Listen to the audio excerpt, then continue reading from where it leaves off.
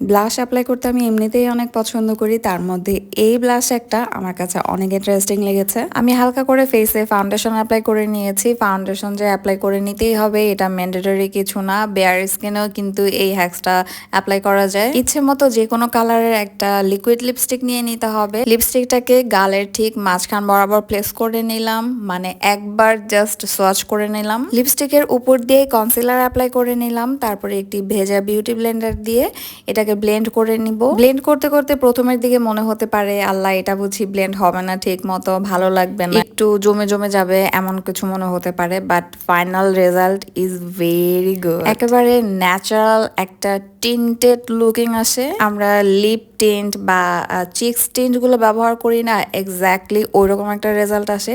But এটা কেমন লাগবে এটা টোটালি আমার নিজের উপর ডিপেন্ড করবে। আমি যদি লিপস্টিকটাকে একটু বেশি করে অ্যাপ্লাই করি তাহলে দেখা যাবে যে ব্লাশটা একটু বেশি হাইলাইট করবে, আর যদি হালকা করে অ্যাপ্লাই করি এরকম টিন্টেড একটা লুক আসবে। তাছাড়া লিকুইড লিপস্টিকটা যেহেতু ওয়াটার প্রুফ, তাই ভারী কোনো মেকআপের সাথেও এটা ব্যবহার করা যাবে। কেউ যদি চায় একদম ব্রাইডাল বেজেই হ্যাক্সটা অ্যাপ্লাই করতে, সেটাও কিন্তু পসিবল। ওভারঅল এই হ্যাক্সের আউটকাম ইজ ভেরি গুড। আপনারা বাসায় ট্রাই করে অবশ্যই কমেন্ট করে জানাবেন কেমন লেগেছে।